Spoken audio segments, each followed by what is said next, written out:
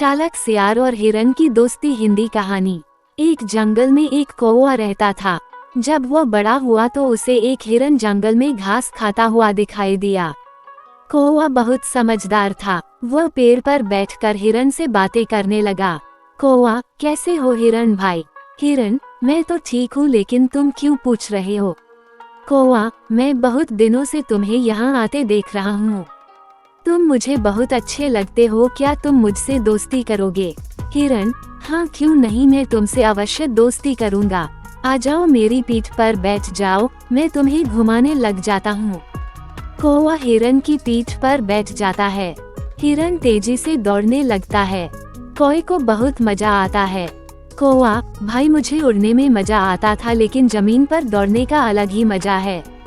उस दिन से हिरन कौवे को दिन भर अपनी पीठ पर बैठाकर दौड़ता रहता था। उसके बाद दोनों उसी पेड़ के नीचे आकर बैठ जाते। शाम के समय हिरन अपने झुंड में वापस चला जाता। एक दिन जब हिरन झुंड में वापस जा रहा था तो एक सियार उसे देखता है। सियार के मुंह में पानी आ जाता है। सियारा मनी मन, अगर ये हिरन मुझे खाने को मिल जाए तो मेरा पूरा परिवार कई दिन तक इसे खाता रहेगा और मुझे किसी दूसरे जानवर की भी जरूरत नहीं पड़ेगी।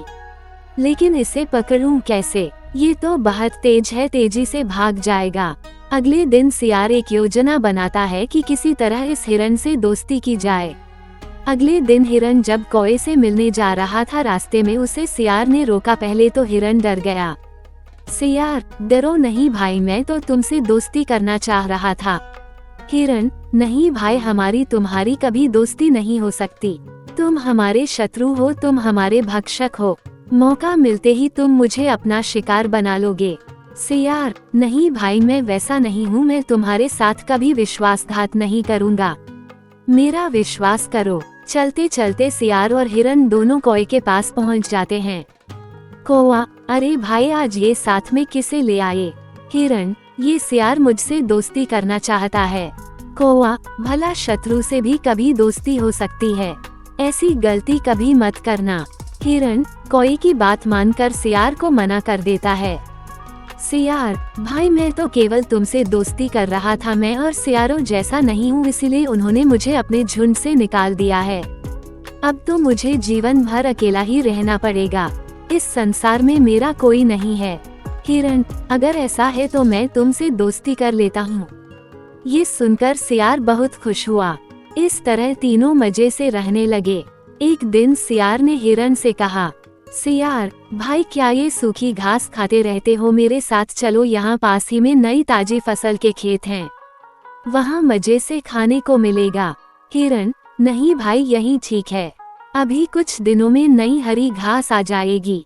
सियार, अरे तब वापस आ जाना, मैं भी वापस आ जाऊंगा। हिरन सियार की बातों में आकर उसके साथ चल देता है। कौवा, हिरन भाई, जितना मिल रहा है उतने में सब्र करो, कहीं और मत जाओ। लेकिन हिरन नहीं मानता और सियार के साथ चल देता है। वहाँ से बहुत दूर जाने पर लहलहाते खेत नजर आते हैं। सियार, देखा भाई, मैंने कहा था ना कि मजा आ जाएगा, अब यहाँ मजे से खाओ। हिरन जल्दी से खेत में खाने पहुँच जाता है। कुछ ही देर में उसका पेट भर जाता है।